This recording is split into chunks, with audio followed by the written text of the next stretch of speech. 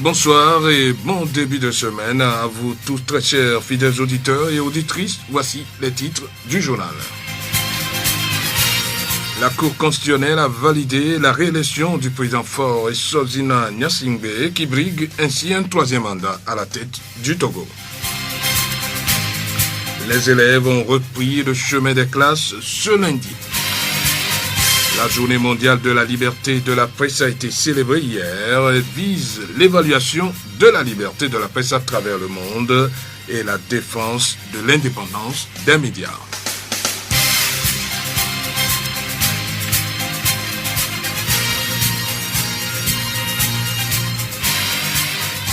Radio Horizon à Thiviers sur 101.1. Une fois encore, bonsoir. La Cour constitutionnelle a validé hier dimanche les résultats définitifs de l'élection présidentielle du 25 avril 2015. Le président sortant Faure Gnassingbé est réélu avec 58,77% des suffrages exprimés contre 35,19% pour son principal adversaire, Jean-Pierre Fabre, et débute ainsi son troisième mandat. Monsieur Abdou Assouma, président de la Cour constitutionnelle togolaise, a proclamé, je cite, « Je proclame élu président de la République togolaise, Monsieur Faure Gnassingbé. Les décisions de la Cour constitutionnelle sont sans recours. » Fin de citation, dans une allocution transmise en direct à la télévision nationale au siège de la Cour à Lomé. Les observateurs nationaux et internationaux ont félicité le déroulement de l'élection présidentielle dans l'apaisement. Notons que Jean-Pierre Fabre, candidat de la formation d'opposition CAP 2015, a rejeté la victoire de Faure Gnassingbé. La voix du Zio.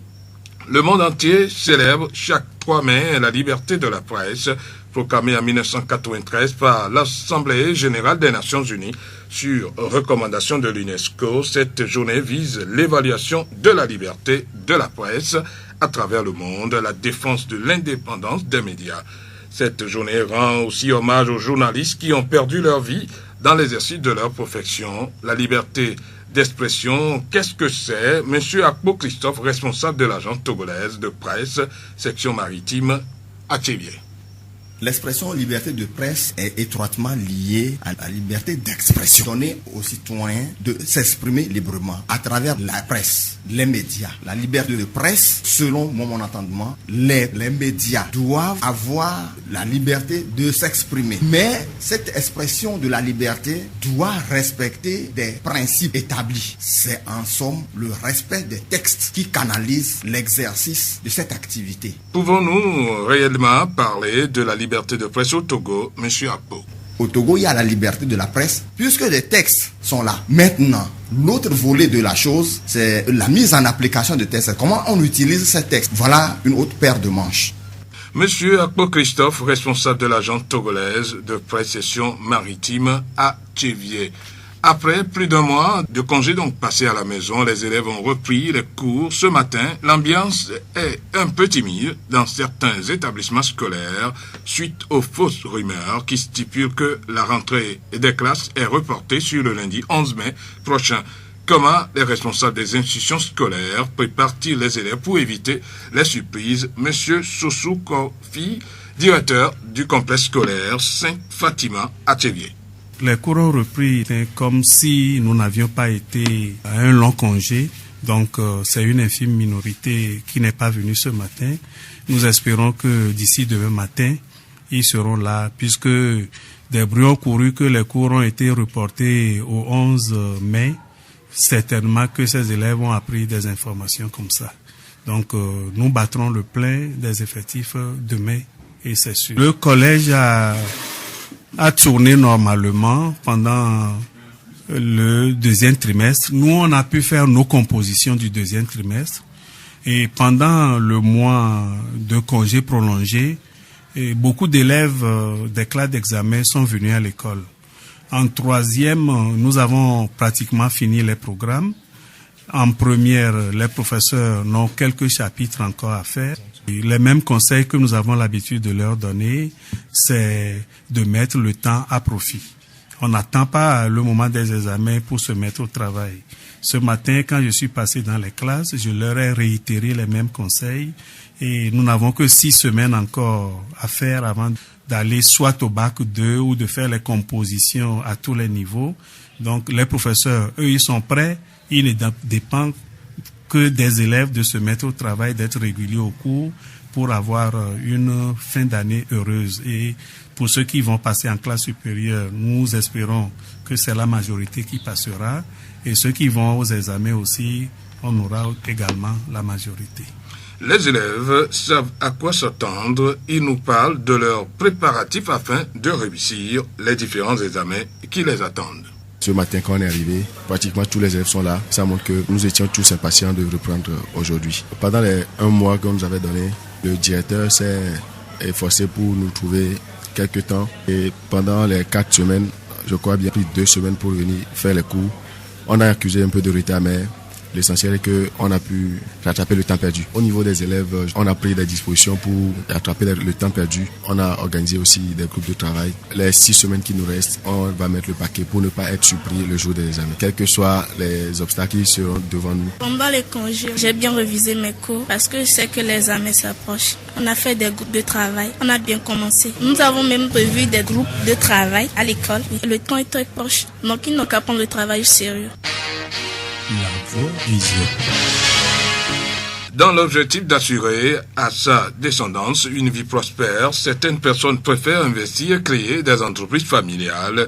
Tous les membres de la famille jouent un rôle dans l'évolution de l'affaire et vivent de cette entreprise qu'ils transmettent ensuite à la génération suivante. Agbatofe Mama Moukaïla descend d'une longue lignée de vendeurs de brochettes. Cette activité héritée de ses ancêtres lui permet de subvenir aux besoins de sa famille. Nous l'écoutons. Ce métier, c'est notre don. En dehors de ça, c'est mon grand-père qui est ici. Mon père est venu, mon père est décédé, mes grands-frères sont venus, ils sont partis et moi, je suis arrivé. Pour le moment, Dieu merci. Mon atelier est en fonction et grâce à Dieu, je trouve les clients. Avant, il n'y a pas de lumière. Maintenant, il y a des lumières. On travaille de matin jusqu'à minuit, n'importe quelle heure. Les gens viennent, ils nous trouvent au service. Et qu'ils veulent, ils trouvent. Si ça va nous nourrir, ça dépend de votre travail et votre économie. Tu vas gagner un peu et tu vas manger. Le reste, tu peux économiser. Pour mieux dire, c'est Dieu. Nos grands-pères qui a fait ça, comment il a fait ça, nous aussi, nous connaissons comment il a fait ça, les piments avec tout ça, là, comment on mélange les piments et faire ça. C'est sur ça que nous travaillons. C'est pourquoi les gens n'oublient pas Batopé, la brochette de Batopé. Infection neurologique touchant le système nerveux, l'épilepsie est l'une des maladies chroniques les plus fréquentes. En Afrique, cette maladie est considérée comme un sort, d'où la stigmatisation des victimes. Dr Midoko Ogbema, c'est directeur préfectoral de la santé du Zion. L'épilepsie, si nous voulons aller en médecine, c'est une affection neurologique qui est due à une décharge excessive des neurones. Les neurones, c'est les cellules nerveuses. Ces cellules provoquent des décharges ou bien font des décharges électriques. C'est comme de l'électricité. Donc des décharges électriques qui fait que la personne peut tomber, faire des crises et même perdre connaissance. Ce que nous voyons le plus souvent, c'est la chute. D'aucuns disent que c'est un sort, d'aucuns disent que c'est des gens qui ne doivent pas rester en société. En Afrique, nous prenons l'épilepsie comme un sort jeté ou une malédiction, ou bien on dit que ces enfants sont des sorciers. Et du coup, on les amène très loin de la population, bien de la communauté. Et la façon de les traiter aussi est différente. La plus grande manifestation, c'est la chute, la perte de connaissance. Mais nous avons d'autres signes pour l'épilepsie. Et nous les classons en épilepsie avec crise généralisée ou en épilepsie avec crise partielle. Dans les crises généralisées, vous avez d'abord c'est une perte de connaissance, une chute. Si c'est dans l'eau, si c'est dans le feu, la personne peut tomber. Faire des crises que nous appelons les crises convulsives tonico-cloniques, convulsions tonico-cloniques, c'est-à-dire que tous les muscles sont affectés. La personne s'étire, les membres supérieurs jusqu'aux membres inférieurs. Toutes les parties du corps sont affectées par la crise et c'est la plus grande crise. Dans les crises généralisées, nous avons aussi les malabsences que nous appelons souvent les petits malabsences. Petit malabsence, c'est que souvent ce diagnostic, si vous n'êtes pas très professionnel, vous n'allez pas remarquer. Parce que la personne est avec vous, de façon brève, perd conscience et revient. Et pour pour ces genres de crises, c'est souvent les instituteurs, les maîtres d'école qui nous aident parce que quand l'enfant copie, il peut faire des sauts, il peut sauter des lignes, bien sauter des mots. Et quand l'enseignant, au départ, il peut le bastonner, mais quand l'enseignant se rend compte que ça, c'est répétitif, il peut nous l'amener et là, quand on fait l'analyse, on peut trouver que c'est un petit malabsence. Ça arrive aux adultes aussi, ils sont là et perdent connaissance. Je ne dis pas qu'ils dorment pour un laps de temps et reviennent à nous. L'habillement de la femme reflète sa personnalité et son éducation. De par son habillement, la femme inspire le respect et reflète l'image de sa communauté. Qu'elle soit à la maison, au bureau ou dans la rue, la femme se doit de respecter un code vestimentaire correct. Madame Jeannette Tidouguena, présidente du Forum des éducatrices africaines Fawe, région maritime. Une femme est très remarquée dans la société et partant de là, elle doit avoir un habillement correct, décent, un habillement qui ne laisse pas à désirer. Quand nous voyons des femmes, des mères presque nues, nous le déplorons parce que c'est pas notre habillement que nos enfants, filles surtout, vont apprendre aussi à s'habiller demain. Et une femme n'est pas autorisée à avoir un habillement qui la dessine, un habillement qui la dégrade du point de vue social. Son habillement doit aussi refléter son niveau social. Donc, nous devons faire attention à ce que nous portons. Et aussi, les lieux, ce que je porte à la maison, je ne dois pas le porter dehors. Ça ne veut pas dire que à la maison, je suis dans une tenue dépravée, mais c'est une tenue qui ne doit pas aller dehors. Par exemple, si je suis à la cuisine et que je suis en culotte, je ne vais pas quand même me rendre au marché avec une culotte qui laisse mes genoux dehors. Donc, il y a ça. Même à la maison, une femme n'est pas autorisée à mettre le pagne à la poitrine. Il faut toujours vraiment faire attention. Le pagne à la poitrine, ce n'est pas une bonne chose. Nos enfants nous copient, nos filles nous copient. Il faut que nous ayons un habillement correct qui puisse aider nos filles demain à le faire. Au lycée ici, c'est une guerre que nous menons contre nos filles. Les jupes qu'elles portent sont vraiment déplorables. Nous allons jusqu'à dire que ça ne dépend pas d'elles. Peut-être à la maison, on trouve ça correct. Quand l'autre vient, on lui reproche ça. Elle trouve que c'est trop méchant. Mais quand nous les amenons à comprendre que une femme, il y a des parties qu'une femme doit protéger. Donc elles finissent par nous comprendre.